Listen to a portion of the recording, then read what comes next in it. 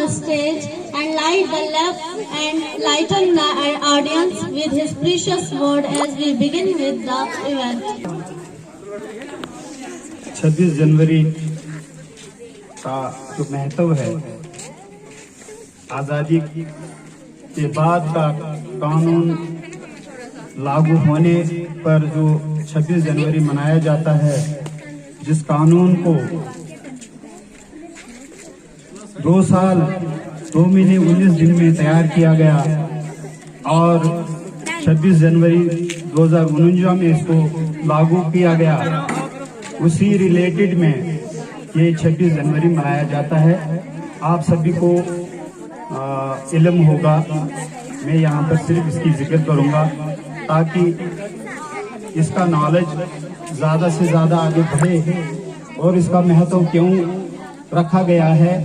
15 अगस्त का, 26 जनवरी का वो बच्चे आगे इसको ज़्यादा बढ़ाएंगे और हमारे जो मौजूद सूझबूझ रखने वाले हजरात हैं वो भी इसको आगे बढ़ाएंगे।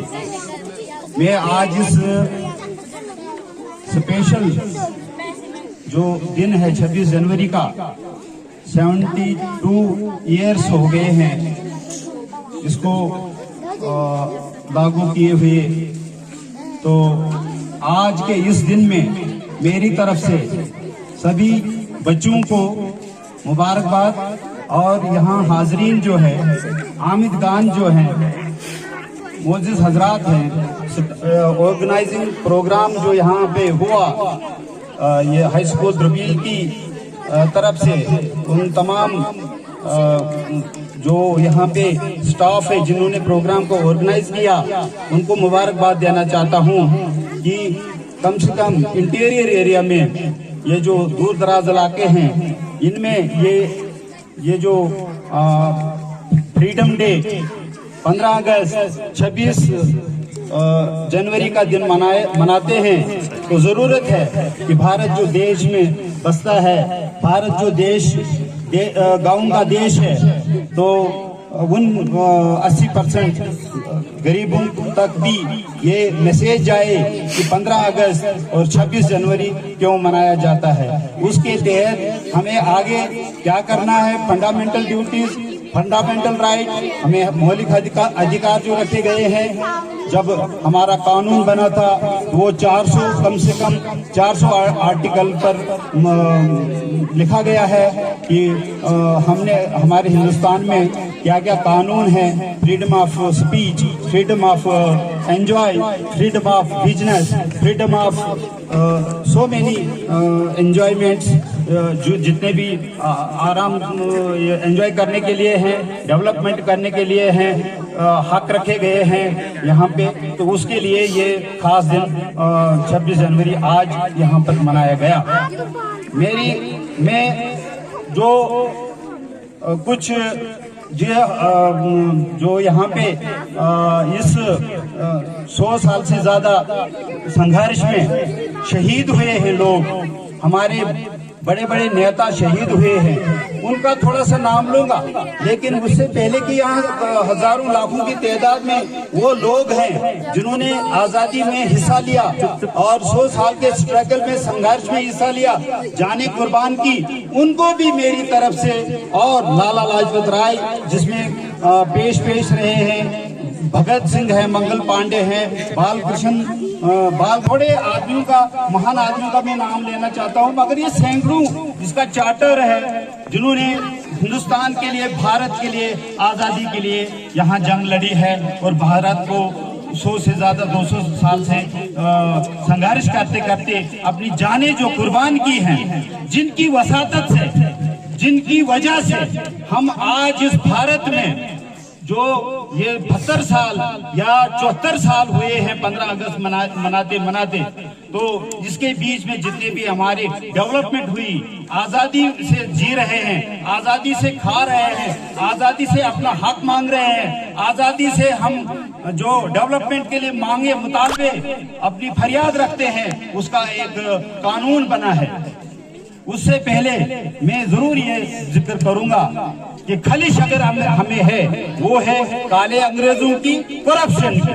हिंदुस्तान तो आजाद हुआ लेकिन अधूरा आजाद है। मेरी ओर से, मेरे नॉलेज से अधूरा इसलिए है कि हमने यहाँ तो जुल्म और गुलामी से आजादी हासिल की थी। हमारे बुजुर्गों ने, हमारे गरीबों ने, हमारे किसानों ने, हमारे मजदूरों ने इसमें हिस्सा लेकर जान कुर्बान की थी, जिसकी वजह से हम आज मॉडल तरीके से, मॉडल टेक्नोलॉजी जो हिंदुस्तान में आगे चल रही है उसका लुत्फ उठा रहे हैं, उसकी डेवलपमेंट का जो फायदा है उसको हासिल कर रहे हैं। मैं तो ये मानता हूँ, लेकिन काले अंग्रेज जो यहाँ पर, वो अंग्रेज जो यहाँ पर अपनी वो ट्रेडिशन डाल गए, अपनी वो जो खसलत उन्होंने यहाँ डाली, उसके लिए एक और जंग लड़नी है, वो है करप्शन। करप्शन सबसे बड़ी बीमारी है हमारे हिंदुस्तान में, जिसकी वजह से हमारे गरीबों को, हमारी जातों में, हमारे जवानों को हक नहीं मिलता, रोजगार नहीं मिलता, मजदूरों को मजदूरी नहीं मिलती। और ये मैं इस पे कंडेम करना चाहता हूँ। मुझे ये आज मौका मिला आपके सामने फिर से, आज मैं अपने दिल से, गहराइयों से आपका मुबारकबाद देना चाहता हूँ कि इस चीज का ख्याल रखना है कि ये जो करप्शन की बीमारी है या कैंसर इसको कहेंगे, तो इसको ठीक करना है।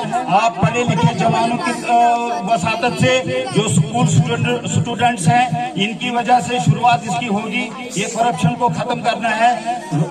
गाँव में जो गांधी का ख्वाब था, अब मोदी जी ने ख्वाब आगे रखा है। यही दोनों ख्वाब थे। गांधी जी का ख्वाब भी पूरा नहीं हुआ अच्छी तरह से जो वो चाहते थे। अब मोदी का आगे ख्वाब चल रहा है। मैं मोदी जी से आज 26 जनवरी पर आपकी वसातत से, मीडिया की वसातत से, व्हाट्सएप और सोशल मीडिया की वसातत से कहना चाहता हूँ कि आपने बहुत अगर कानून तब्दील के अच्छे कानून लाए, 150 से ज्यादा स्कीमें यहाँ लॉन्च की, जो गरीबों के दरकारी स्कीमें हैं, गरीबों के फायदे के लिए।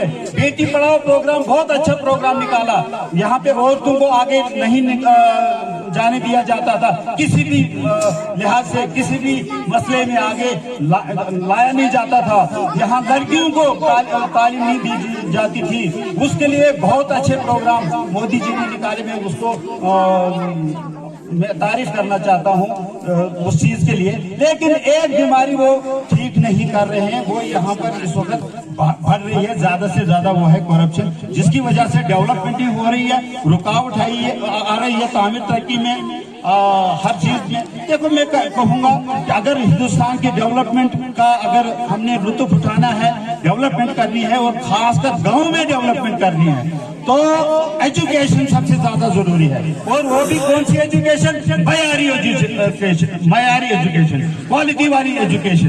जो हमारे बच्चे स्कूल, हाई स्कूलों से निकलेंगे, बोर्ड स्कूलों से निकलेंगे, कॉलेज यूनिवर्सिटी से निकलेंगे, वो एकदम उनको रोजगार मिलना चाहिए। प्राइवेट सेक्टर में, पब्लिक सेक्टर में, सरकारी सेक्टर में वो एकदम फिट होना चाहिए। और खासकर वो कमी अगर है वो गाँव में है कि यहाँ पर मयारी जो स्टैंडर्ड वाइज एजुकेशन होनी चाहिए। आज मॉडर्न जमाना है, एजुकेशन सिर्फ डिग्री नहीं होती है, एजुकेशन एक सर्टिफिकेट नहीं है, डिप्लोमा नहीं है, उसमें कुछ आना भी चाहिए, लिखना, नॉलेज, रीडिंग, राइटिंग, स्पीच वगैरह, ये सब चीजें जो है मैटर करती हैं आज इस मॉडर्न जमाने में। तो ये चीजें रिसीव करने के लिए एजुकेशन को हमने ज्यादा से ज्यादा इंकरेज करना है, बढ़ाना है। उसी के साथ डेवलपमेंट भी होगी, गरीबी भी दूर होगी, करप्शन भी दूर होगी, और उसके साथ एंटरप्रेन्योरशिप, जो स्किल डेवलपमेंट इंडिया का जो नारा आज है मोदी जी का, वो घर घर पहुंचे, हर गांव गांव पहुंचे। और मैं ये लास्ट पर यही कहना चाहूंगा, फिर से दोबारा आपका समय ज्यादा न लेते हुए, आगे भी बच्चों का प्रोग्राम आज चलेगा, तो ये कहूंगा कि सबसे जो खतरनाक बीमारी है हिंदुस्तान में, जहां हर चीज की रुकावट, गरीबी की रुकावट, नाइंसाफी की रुकावट, जुल्म अगर है, नाइंसाफी अगर है, वो सिर्फ करप्शन से है। करप्शन लास्ट एक पॉइंट है मोदी जी के लिए कि इसको खत्म करे और ग्रास रूट में खत्म करे। ब्यूरोक्रेट्स को भी, उनको भी हिसाब लें जिन्होंने करप्शन किए 20-40 साल से। आज भी जो करप्शन हो रही है उस पर भी इंक्वायरी होनी चाहिए, इस पर भी ध्यान होना चाहिए मोदी जी का। तभी जाकर मैं ये कहूंगा कि मोदी जी का नया, गांधी जी के बाद अगर कोई नारा है हिंदुस्तान के लिए, वो है मोदी जी का नारा। तो मैं इसके बारे में और प्रोग्राम को आगे बढ़ाते हुए